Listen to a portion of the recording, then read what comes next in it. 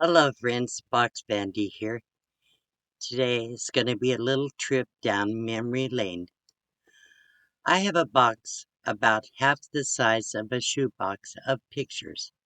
That's all the pictures I have in the world. So I took pictures of pictures to share some of my story with you. I gave birth to my first son at age 18 and my second son I was 22. I became a grandmother when I was 36 years old. I'll share about my granddaughter. I'll share about my foster children and why I became a foster parent.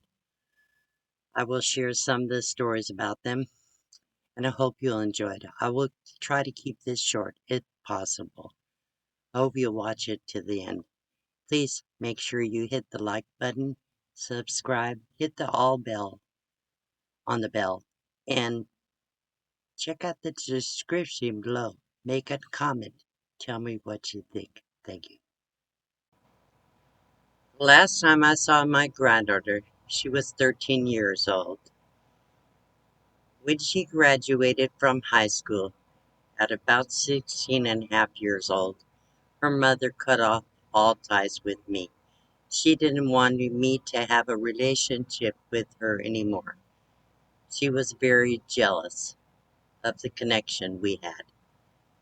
So I haven't seen her since. I lost all connection with her. Have no idea where she's at. I have no idea even what her last name is. Last I heard, I was grandmother, great grandmother, but I can't confirm that. I've searched for her, I just couldn't find her.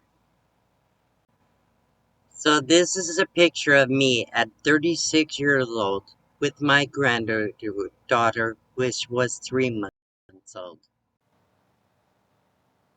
So here she is at about 4 months old, about the same age as her father in the picture behind her. Her name is Deja Michelle, Deaja. She looked just like her father. The next picture is when she was about 5 months old. When my kids were little and when I had a child, we were always pretty poor. So we never could afford to have much. So when my granddaughter came to live with me and I was working, I could afford to buy her everything she needed. Her mother couldn't work and she had no money, so I made sure my granddaughter did without nothing. Deja was the love of my life. I wouldn't do anything for her. I raised her for almost, well, the first 2 to 3 years of her life, she lived with me, and then spent most of her time with me until she was almost 5 years old. So, anyhow, when she is about 2 years old, her mother had been raised by her aunt up in Oregon, and Deja and her mother went to visit them for a few weeks. While she was there, their family dog, a Rottweiler, mauled my granddaughter with no provocation. That dog caused her to have surgery both inside and outside of her mouth, and she's scarred for life. They didn't put the dog down. So this picture is when she's almost about 3 years old. She loved her little cowgirl boots, and she loved to s- have pictures taken of her. She was adorable. Okay. So, the next picture I will show you is as she was growing up from the age of 10 till about 16 when she graduated from high school. She graduated with honors. I'm so proud of her. When she graduated, her mother stopped all communication with us. I was never allowed to talk to her or see her again, and she moved every few weeks or a month, so I had no way of finding her. I do not know where she's at today. I love her so much. I wish I knew more about where she ended up. I've done searches, but I never could find her. So anyhow, I'm sure she ended up being a great person. Right now she's about what, 90, 23. She's got to be 32 years old now. Anyhow, so that's the story of my granddaughter. So these are the first two foster children I had in 1990. Anthony on the left was 5 months old when he came to live with me. He is a what they call a drug and alcohol baby. He was born with cocaine and syphilis. He had a lot of motor skill problems. He was very smart, very lovable. He always had a smile on his face. He hardly ever cried or complained. Did have a few nervous tics. I don't know if it was abuse before he came to me, but he would touch himself in places he shouldn't be all the time. That probably was from the disease he was born with. Anthony had for almost about 5 years. I had legal guardianship of him. When I left my husband and I took Anthony with me to Northern California, I had two friends that I went to high school with. They loved Anthony. I didn't want to raise him as a single parent. I felt that he deserved to have two parents. His father died, and his mother was still drug addicted. She had other children in foster care. He had a contact with his grandmother, but she couldn't take care of him. So I was still young enough to do it. But as a single parent, I didn't feel I would give him the best life I could. So I gave up my guardianship to these friends. I helped them turn their home into a qualified foster home. I spent a long time, almost a year, transitioning him by driving back and forth from Northern California to Southern California so he could be adapted to the situation and to the change. As soon as they got him, I sent over the papers. They changed his name, and they called me and told me they didn't want me to have any contact with him again. They didn't feel he needed two mothers. I had an agreement with them. I would be like an aunt and still be able to see him up until then. They then they just stopped all communication. I haven't seen him since. It's so sad.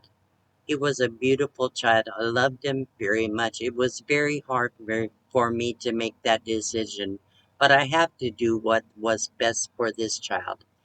So Crystal was about 6 or 7 months old when she came to live with me, and her mother was also drug addicted on cocaine. She had lost several children to foster care, and she actually had a couple of babies die. So somehow courts decided Crystal could go back to her mother. I don't know what happened to her. I haven't heard from her since. As a foster parent, you don't have an option to find out what happens to the children later on. But I pray she's okay. So even when I signed on to be a foster parent, I knew I would not be able to keep these children. I knew my heart would be broken, but I wanted to be able to give because I had been a foster child for 6 months of my life. I wanted to give back and give these children a good start to their lives, even if I only had them for a few months or a few years or for life. But unfortunately, I couldn't get them in their entire lives, childhood, growing up. But I did the best I could for as long as I could. This was Brian. I picked him up at the hospital. He was still in the incubator. He was barely 4 pounds when I took him home. Some of the friends I had gave me a baby shower for him. He wore preemie clothes, barely big enough for a small doll when I brought him home. He grew fast. He was so healthy looking. He did have some respiratory problems, but other than that, he was perfect. He pooped all over me.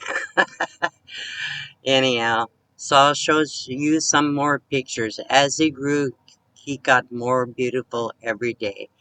I had him till he was 2 years old. Another couple, a black couple, because he was a black baby, they had already adopted his sister, and they wanted to adopt him because I wanted him to grow up happy. And with his sister, I agreed to let him go. I could have adopted him, but I wanted him to have the best life he could. So these were very well off, educated people. They adopted Brian. I never saw him again.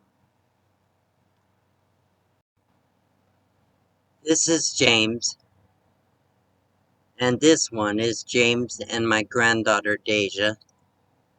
And the next one is Erica.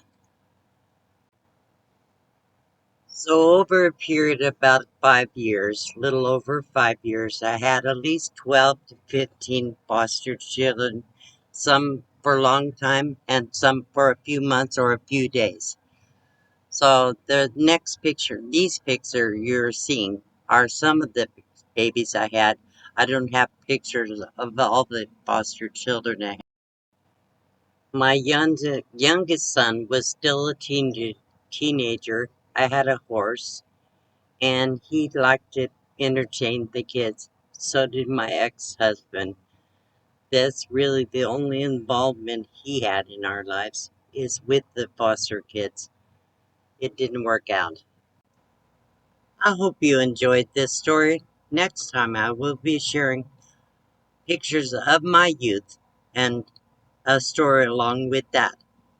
Please hit the subscribe button, hit the bell and all for the notifications so you won't miss my next videos. Hit the thumbs up, it helps my analytics. Thank you.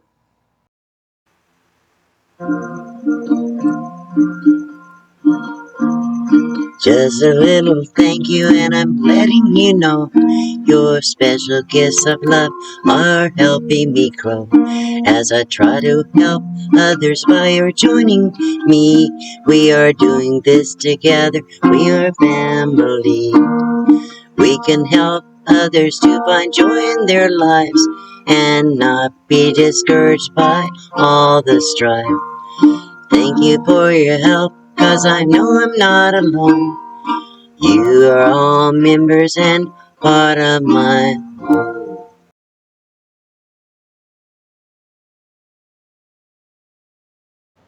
Please consider becoming a monthly member as you join to help me help others. Thank you so much.